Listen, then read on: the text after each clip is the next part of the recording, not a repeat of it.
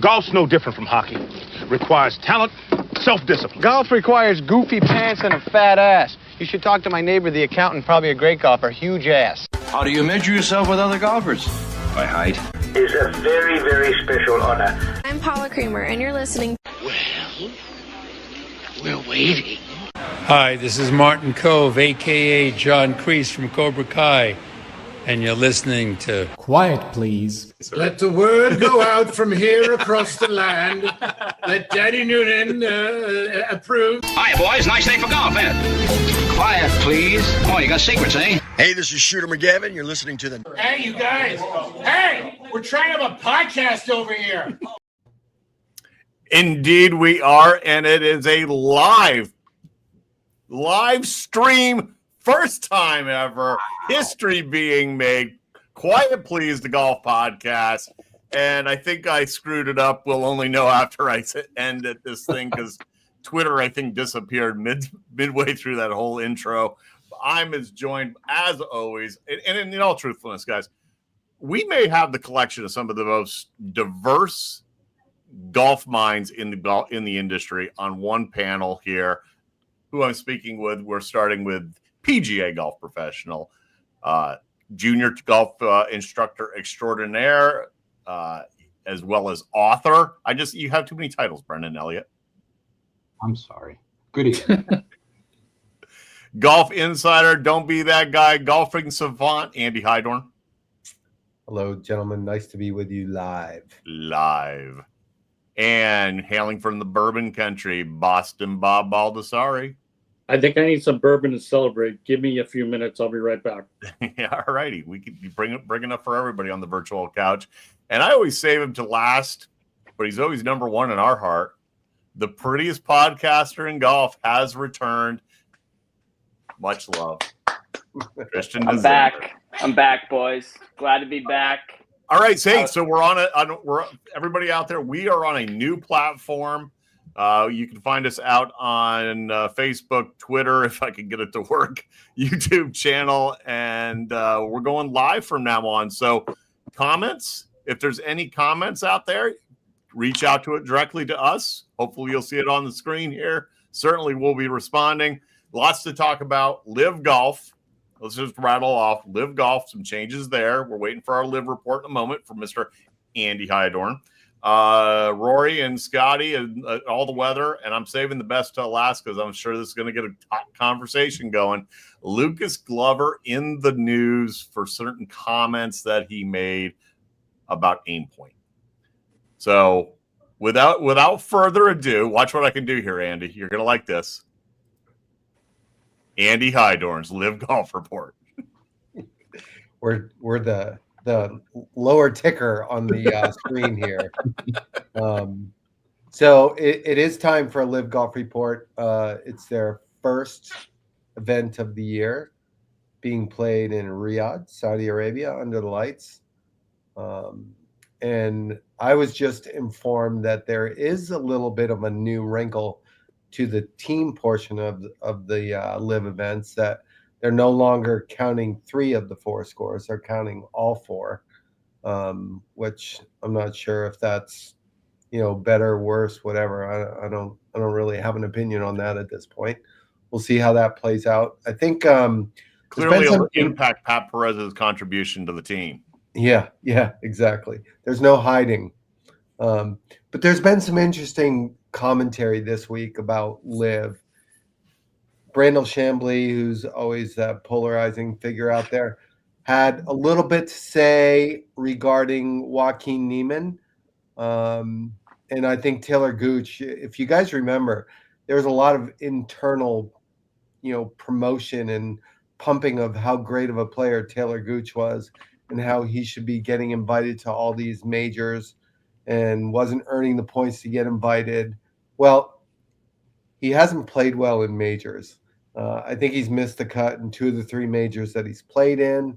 I think, again, it's just another example of LIV trying to make themselves into a little bit more than they really are. We know they're really top heavy. We know that they have some of the best players in the world. But once you get past that upper layer, there's not a lot of substance left in LIV. So we'll see what happens this week. First event of the year, under the lights. Bobby, what do you think about the modification to the team aspect? Because the team has been largely the entire focus. I mean, that's really what they were ultimately after. But now they're making the team, I guess, in their mind, more competitive. Yeah, probably the first or some of the initial movement to try to get everybody involved and, dare I say, more legitimate to the event. So everybody's score counts. Probably a good thing, more equitable level playing field, you could say. Yeah. Brendan, thoughts on it? Still live. Go PGA Tour. Although the aspect of doing it under the lights this week, I may actually watch because I loved what was it? What was the match 2 years ago? Wasn't that with Rory? They played at Pelican. Who was it? Rory, JT, Tiger. Right. That was pretty cool. So, and then Phil and Tiger, they did it under the lights too a couple years ago. Well, they did the match this year under the lights. Right. That's right. Yeah, but I thought the match this year, I mean, maybe it was because it was 50 or 42 degrees or whatever it was, and the big puffy jacket. But I mean, I think that was a poor use of the lighting. Would you say that, Mr. Pretty Podcaster? Yes. I mean, I also think that really quick, I'm going to add in my comments about the new update with LIV. I think it's pretty unique. I don't think it's really it's not big news in my opinion. I'm with BE on this one. It's LIV. So, I don't think any big news that they can make is really going to make a difference to the scoring itself. I mean, that's just me. And who's Taylor Gooch? Can't even see him. No idea where he is. We went on one run, BE, right? Yeah, I do think, again, to the point of LIV being really top heavy, this new format of counting all the scores is probably going to change things a little bit. Like there's definitely a way for some of these guys, the Anthony Kims, who are shooting telephone numbers to hide, behind his team, and there's no way to do that anymore. So I think that was a pretty bold move by the LIV, powers that be to make that change. I think the next change will be night golf, glow ball, which is a blast. It's so much fun. Everybody should try this. Yeah, but I think the under the lights is actually going to get some people. I mean, they'll be able to change the time that when they can broadcast now that they have Fox News as a broadcast partner. I think that's going to change some things, and I think some people are excited about that. Clearly, Christian would be excited to say Bryson DeChambeau. I mean, now that he's in love with him, when he hated him. Out of curiosity, I don't even know where it is this week. Where's the event? Riyadh, Dubai. Oh. No, it's in Saudi Arabia. That would actually be Saudi Arabia. Yeah, that'll be really cool. Then there was a Ponkapaw golf course in Canton, Mass. Did I miss that? I'll probably tune in to watch Bryson, of course. Number 1 or number 2, Bobby? One. Yeah. Ponky 1. Ponky 1. Yeah, that's an inside joke. I mean, I got some breaking news, gentlemen. They are doing a closest to the string on the 17th hole. They're also doing a keg stand, and then you have to get on a bat or your club and go in circles on the 14th hole. So check that out. That's going to really get some viewership. Merchandise credits. Dripping with sarcasm over there. And on that note, watch something else that I have the ability to do now. We're going to do this one called daydreaming. And that's a transition out of the LIV Report. That was like official. That was like, network news ticker. It was pretty cool, right? Oh. Yeah. I've got a whole sound studio over here at my disposal now. Not that I'm using it well, but anyway, Pebble Beach BE.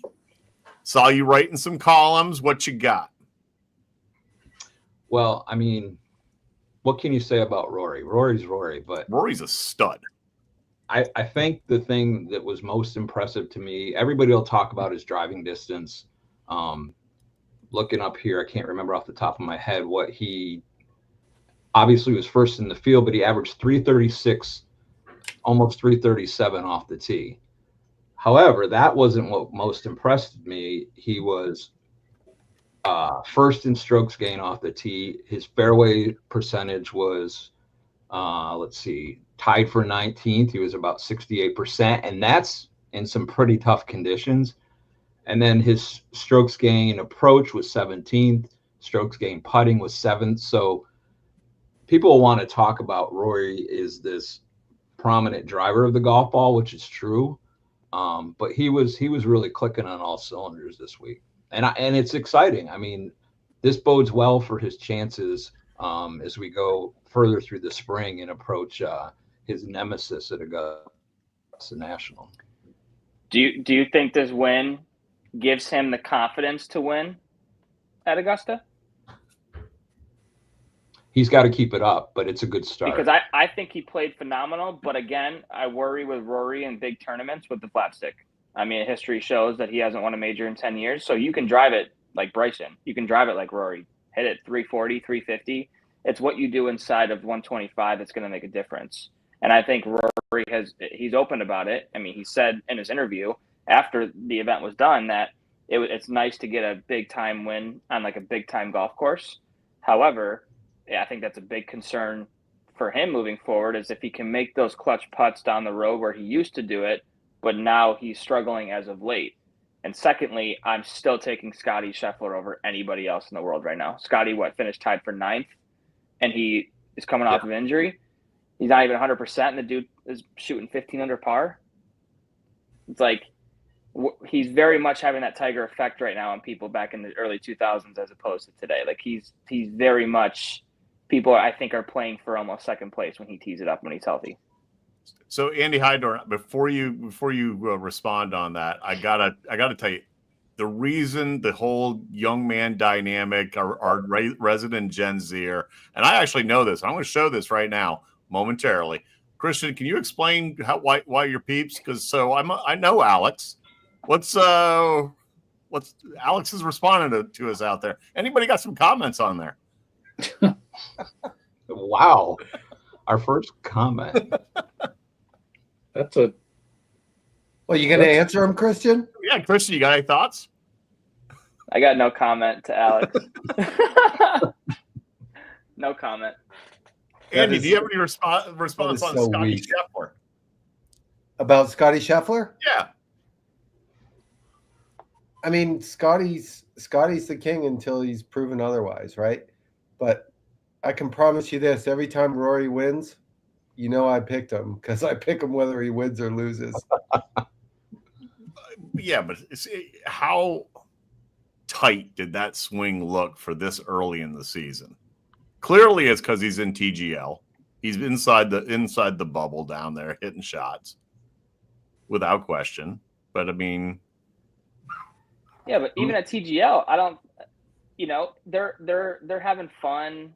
They're messing around. They're not in full mode, and during those, it's something fun to do. It's like when we go to the driving range on a Saturday, and there's a bar there. Like we're not fully focused, right? So it's like, yeah, it's helping his swing and stuff like that. But at the end of the day, yes, this was a loaded field, and there was top players in the world.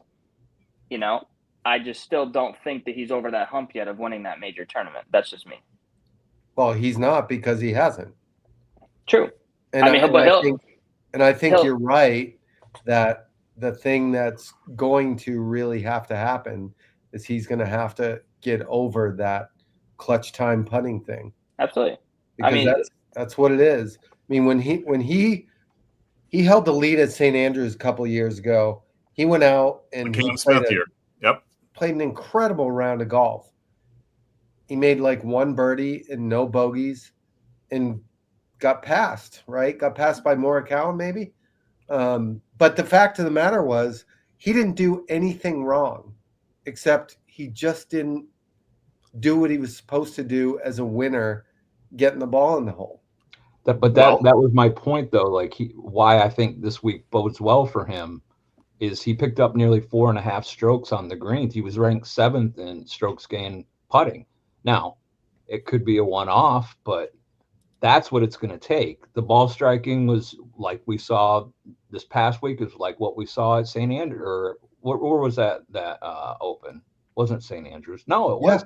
What's St. Andrews? Was. Yeah, Cam Smith caught him from behind. Cam Smith, right. But he was joking, busting his chops, but Bryson's right. Bryson didn't necessarily win it at Pinehurst. Rory goes 3 over the last 4 holes with with some short misses. Andy's I thought Andy was going to lean in on me. No, I totally agree. That's the hump he needs to clear. I tell you what, too, I don't know if you guys saw the numbers for this weekend, but I'm with Christian. Nobody, and I think you all agree, nobody's going to knock off Scotty from his perch.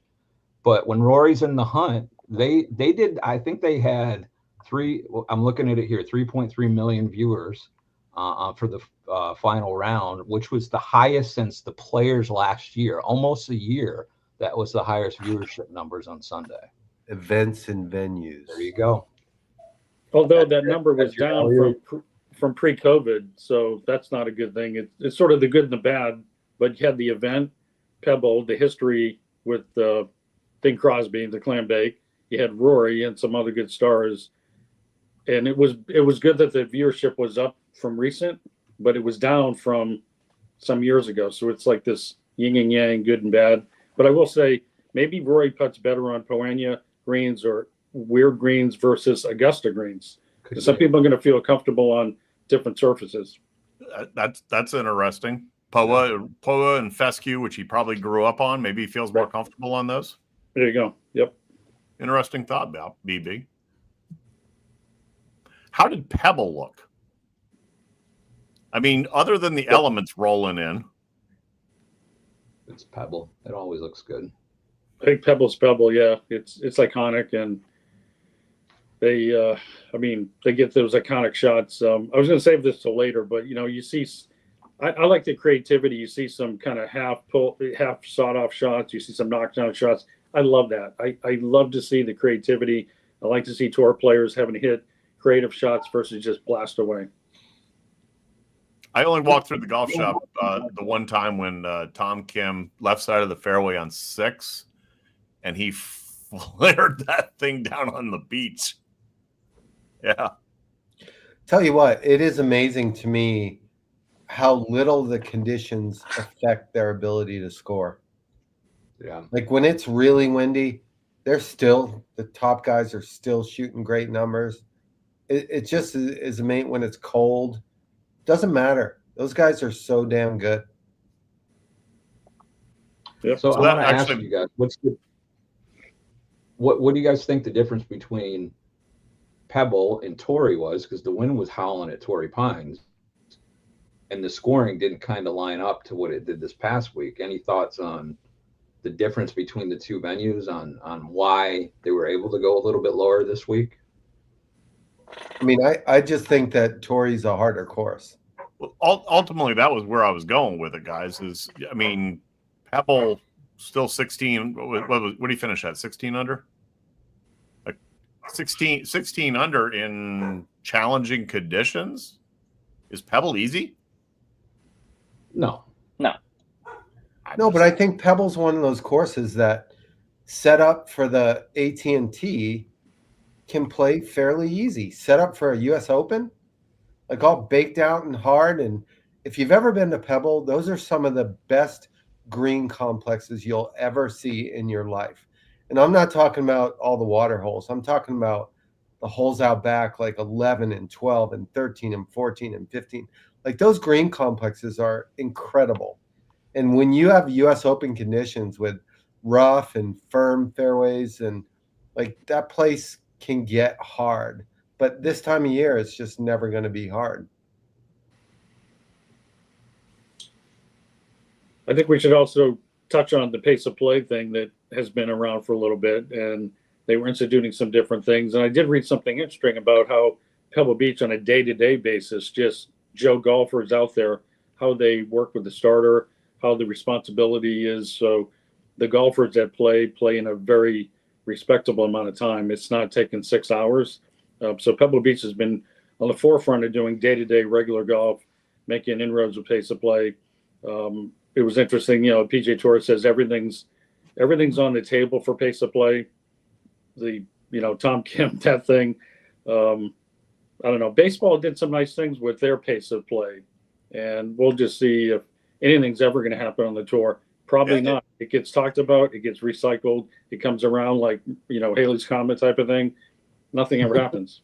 Yeah, everything's on the table and nothing's on the table. I think everybody likes the shot clock about TGL. I can tell you, as a partial season ticket holder at the Phillies, I like going to the ball games knowing that I'm not going to be sitting there for 4 hours.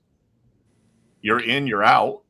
I think they should be. Maybe they should just enforce it. What do you think, B? I think I mentioned that last week when we were talking about pace of play. Is at least on the amateur side, it's all about enforcement. I guess it's on the tour side too.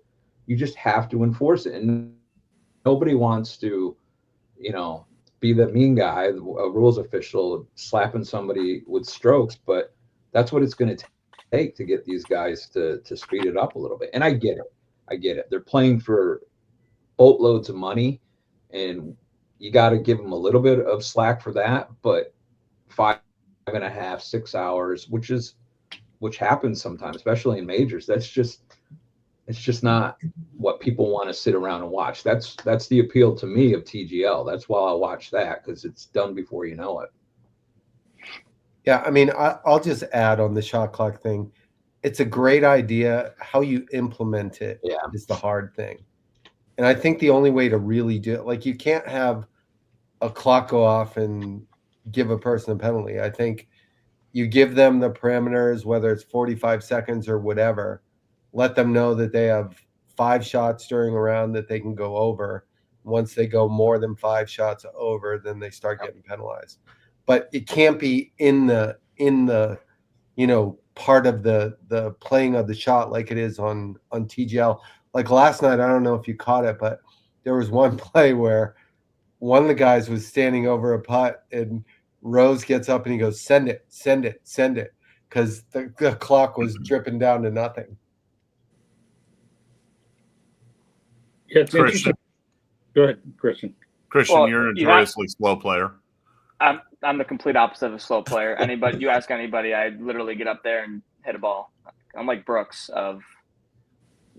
kind of. But no, I think you have to implement it in the proper way. I think you can't just implement something when it comes to, obviously it's a big problem with a lot of different guys. I think it starts once when you implement something on the tour level, then it goes down to the collegiate level and so forth, right? I think you have to implement it. I think it's worse in college than it is in the pros with some schools, and at least from my experience it was. But I do think that you have to implement something in play, because like we've mentioned, 5.5, 6 hours on a golf course, not the best, not the most fun. Obviously, if you're spectating, having a couple of drinks while you're watching, different story. But I can tell you as a player, as we all know, sitting on a golf course for 6 hours, not fun at all. And I saw where the tour now was going to start experimenting with rangefinders to think about that could speed up play, which hopefully it can. I think with a caddy, they get to the yardage pretty good. Then it's what's the shot, what's the pre-shot routine, and it's just some of the players really agonize over that around the greens, the reading of the putts. I can see where that's going to take some time when the greens are tough and fast. But, for the average golfer, they look at that stuff. And I get asked when I'm teaching, like, should I do what the tour players do? Should I take all this time? And I don't think people work well that way. I think more reactive, instinctive, keep it in motion is better. It's sort of like the basketball player that's surrounded by 3 guys in the lane, turns around, fadeaway shot, makes it. Why is he missing free throws where you stand there and nobody's around and you take too much time? I think Bobby's trying to foreshadow towards the end, but I need to get this. I got to get this in beforehand. I'm going to even hit the music transition, but I got to say, it's that time. It's that time for the waste management. Let the drinking begin. BE, your favorite event of the year? I got to say, I do enjoy watching the 16th hole at the waste management. However, as we've talked about year in, year out, what level I can't even call them fans. Like, they're not really there to watch golf. What level they take it to this year, what the tournament's going to allow this year, I'm just hopeful it's not what we've seen the last couple of years. I really do, because the golf is fantastic. The setting that they created there, I love that. It's great for the game, but they got to put some bumpers on there. I don't know if you saw. Did you see the stat that I shared in our little group there, Christian? Our boy Shooter McGavin. Shooter. Yeah. The number of arrests have continued to go up. Andy? Yeah, I think last year they tried. They tried to reverse the direction of the debauchery at the Waste Management. And I think last year was a step in the right direction. Because I think the year before, 2023, I guess, was just ridiculous.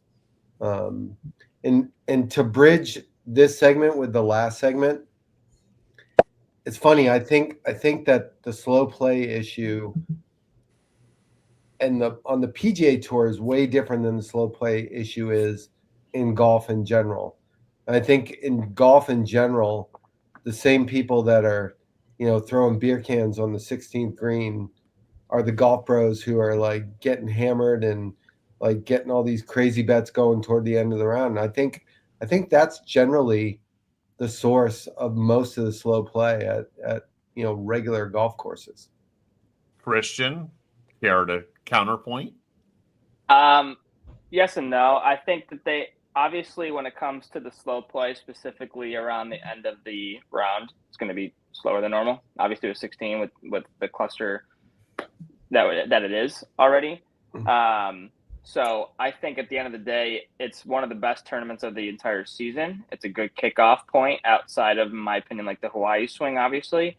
And it really I just hope that they can contain what we've talked about, obviously, in the past. I think it's a very bad look on the tour for having a lot of obnoxious people that are just getting drunk, and it just doesn't look good for them, right? However, I do think it's a fantastic event that they put on every single year.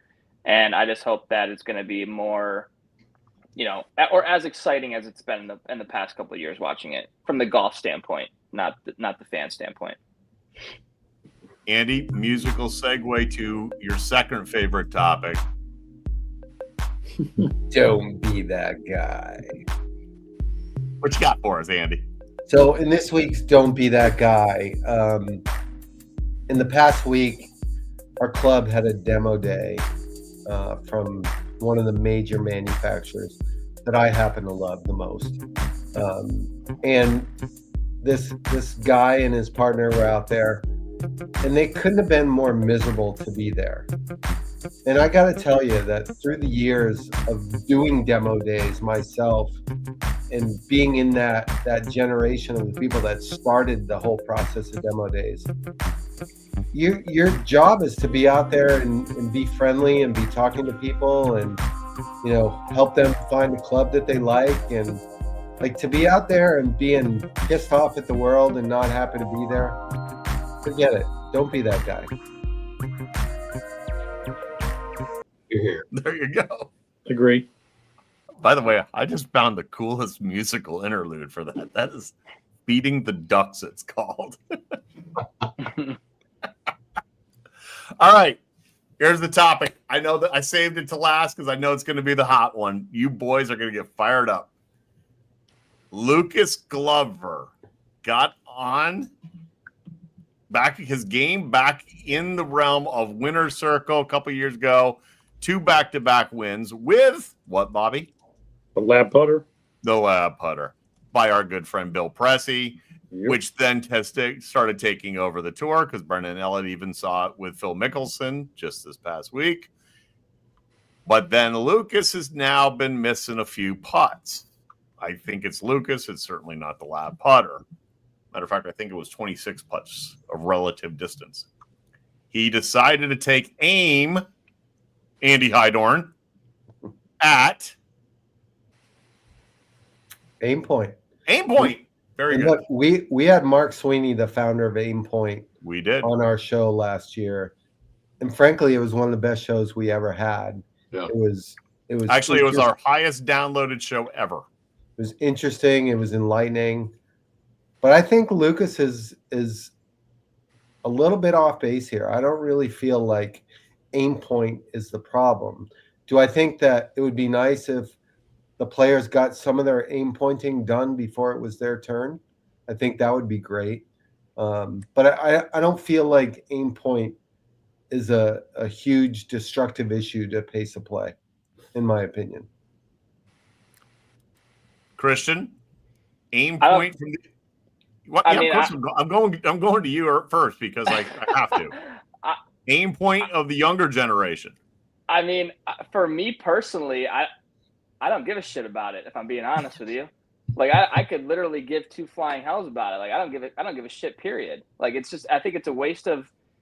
It's almost like for me personally, it's like aim point. It doesn't make you a better. Maybe it makes you a better putter. I have no idea. I still miss 5-footers with my eyes closed or my eyes open. It doesn't matter to me. Like I will 3-putt from 5 feet all day long. So it's not like it's a big. I guess I'm not looking at this as a big deal personally. You still have to make the putt when it counts, obviously, right? So the aim point, I get Andy's point that maybe you do it before. Obviously, it's your turn, but at the end of the day, it doesn't.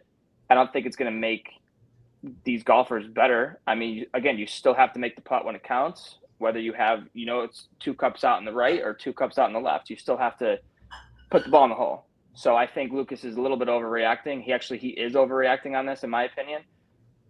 I'm not the right person to ask that question to because I will never do anything. I'm not going to lie, BE or Bobby, either one of you two. I missed that show. I think I was traveling that day, and BE was at the helm. That's probably why it was the best rated show ever.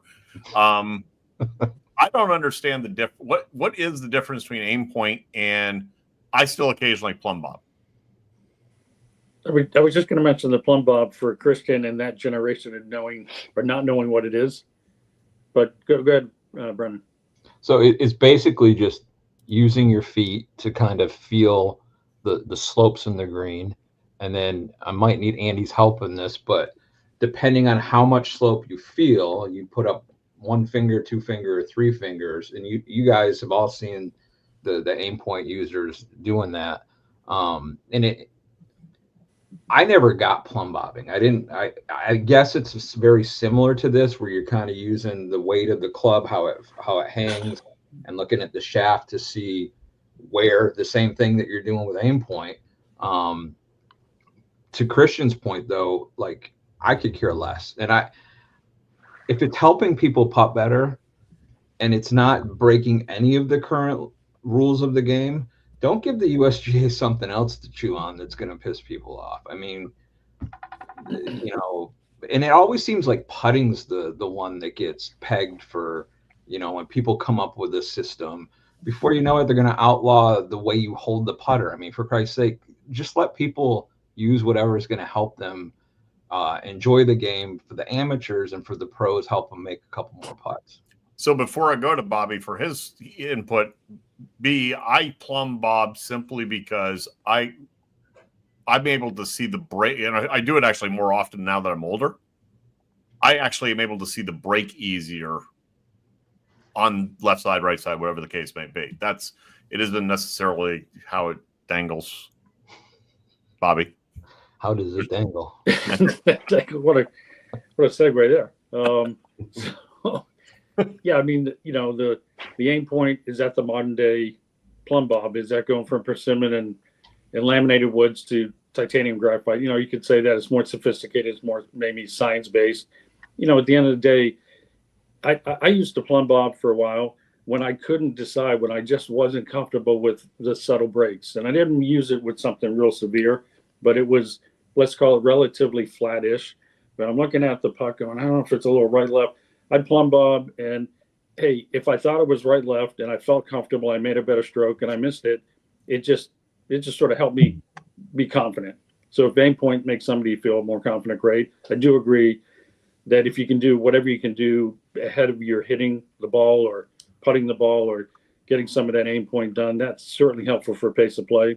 I do hate when I see any player sit on the edge of the green or sit in the golf cart, and all of a sudden, hey, Yanni, it's your shot. Oh, okay. And then they start which club and this and that. It's like that's the education part that drives me up a wall that more people across the country need to do. Andy, Christian, though, touched on the the junior college players and what have you. I mean, you see it in BE. You're a teacher of younger students, and Christian is a younger student. Does it just trickle down? I mean, do you have 8-year-olds at U.S. Kids events now doing aim point? Maybe. I think it's interesting. A couple points. I feel like plumb bobbing. I hear that all the time. People say, I don't understand it.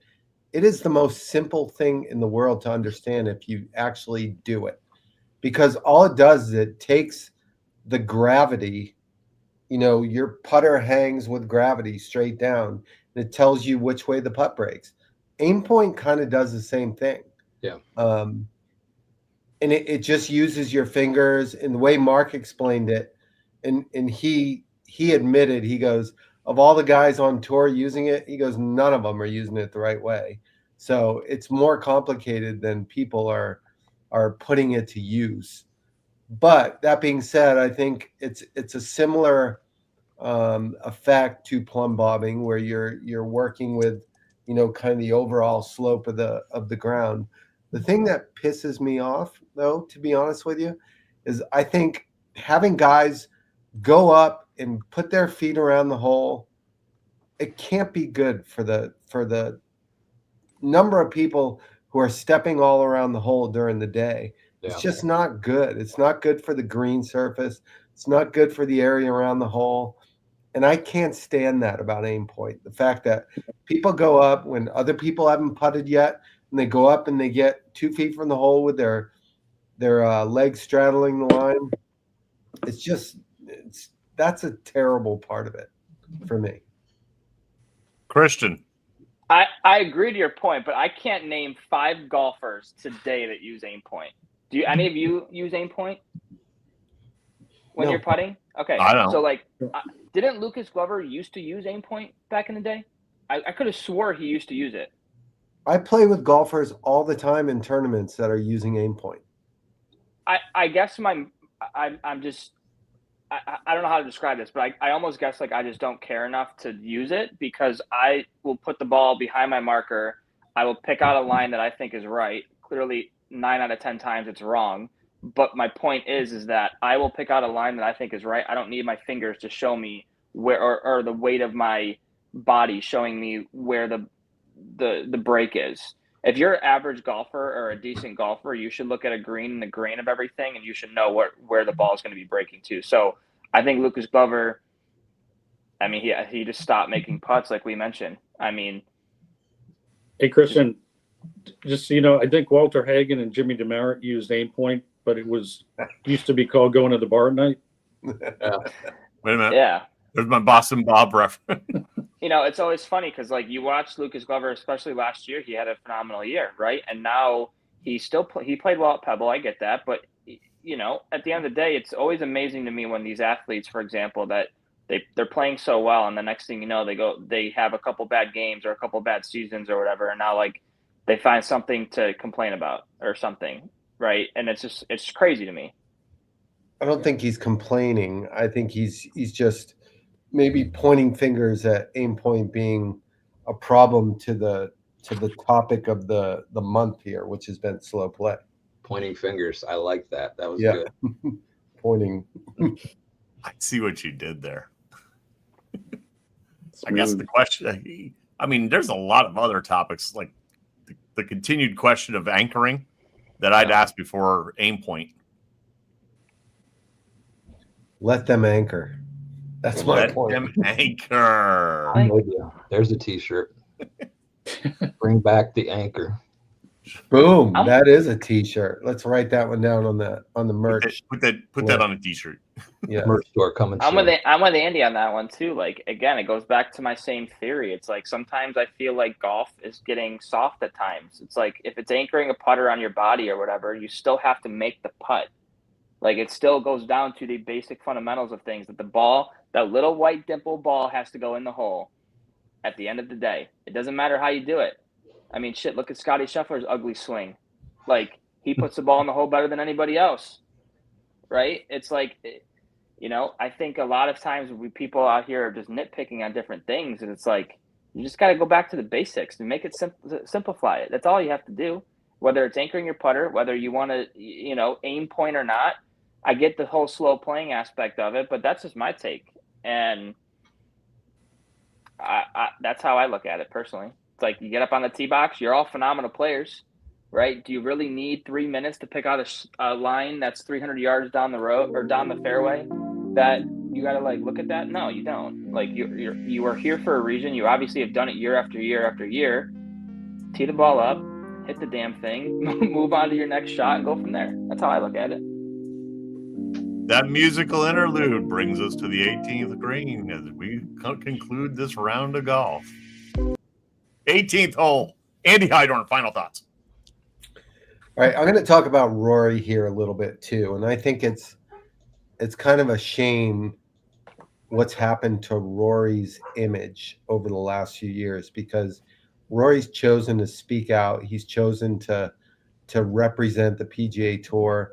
And there are so many people now that just can't stand the sight of Rory McIlroy. And I think it's a shame. I don't think it's fair, just because it's the world we live in is so polarizing that if somebody takes a stance on anything, 50% of the people end up, despising that person. I think Rory has so little about him that's even able to be disliked. So I think it's terrible. And you know what side I'm on when it comes to Rory. So, Bobby, final thoughts. Well, I was particularly tickled. I'm trying to think of some English verbiage here. Tickled, and it was a splendid shot. And I just love the idea of Justin Rose when they went to Justin Rose on 18, and he's got his fairway wood out. I believe it's a fairway wood, and he's off the green, and he's doing the little bump and run. And I just thought, well, that's going to be great, because I'm always explaining to people the benefit and be creative in using fairway woods.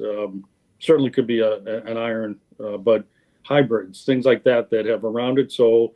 You're on the green, tight lie. Depending on the situation, absolutely more bump and runs, call it whatever you want. And so I see him do that, and I just thought, well, this is great, and he'll probably hit it up there pretty close. Well, he knocks it in. And I just thought, that was even better.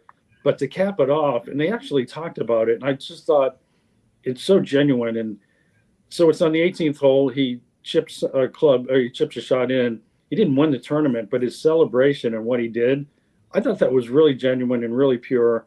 And so everything about it, I just thought was the neatest thing. Being creative, using different clubs around the green. Most people default. They're in their golf cart 50 yards away. They grab their sand wedge because they think they're off the green. No, take a hybrid with you. Take multiple clubs if you for pace of play. But just at the end of the day, it was just really neat to see that shot play out. That he made it was remarkable. But then his joy for just making it, I just thought was really neat. B. So I wanted to talk real quick about a fact of life that we all go through. An unfortunate fact of life. When we reach a certain age, we start worrying about our parents and their health, and just, my heart goes out to Tiger Woods and his kids and his family for the loss of his mother. She was a big part of the Tiger Woods story, very big part, and I feel really, really bad for Tiger and his family. I concur. Christian Nazamus. Took words right out of my mouth, B. If you weren't going to say it, I was. So, I first love the live shows that we're going to be doing. And I think moving forward, these are definitely, we've always been telling people that we're going to have big things coming, and now it's finally starting to happen. And it's good to get back with the boys. First, obviously it's been too long. So, obviously my heart goes out to Tiger and his family during this time. And then, just going to continue to grow this into something and start having some great friendly conversations with the guys moving forward. So on that note, there is, and it's a little premature, it's in the final workings. We have a really big announcement that was the foundation was poured by our good friend BE, and we've continued the conversations. This platform is going to be one of the first steps towards it. And I can't lie, it was pretty cool. Alex, to have you chime in, even though you're busting on Christian. I know Alex. They all went to Niagara University together. So he actually went to UB, not Niagara. No, he went to UB. My apologies. The worst of the schools in Buffalo. That's true. Yeah, they're pretty bad up there. But anyway, hey, chime in. We love to have the messages. We'll pop them up on air as long as they're, noteworthy and clean. But give us some feedback. That's all we're asking for. We have fun just sitting around chatting golf. We have our little family here. And speaking of families, I'm going to unfortunately end on a somber note because it literally hit right near home. I grew up in the D.C. area. That plane crash happens. And then only the couple of days later, literally 20 minutes from me, my heart goes out to all those families. So it was a tragic week, shall we say. Until next week, though, boys. Christian, when you do get to play golf, hit it long and straight. It beats hitting it short and crooked like yourself. True.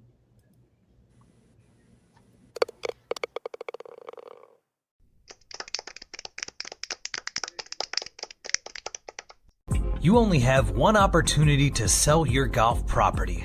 Shouldn't you partner with an expert that offers you 30-plus years of golf industry experience, combined with the reach of a global leader in real estate? Colliers International Golf Brokerage and Advisory Services understands your unique business needs. Whether it is brokerage, management, and consulting, be reassured that the market leader in the business of golf is providing you the real answers and practical solutions you deserve. Contact Golf Talk Live co-host and Colliers Golf Advisory Services member Alan Depew today at 717-554-8519. That's 717-554-8519.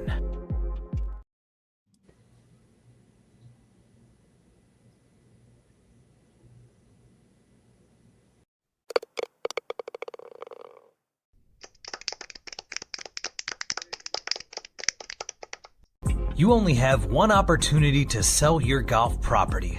Shouldn't you partner with an expert that offers you 30-plus years of golf industry experience, combined with the reach of a global leader in real estate? Colliers International Golf Brokerage and Advisory Services understands your unique business needs.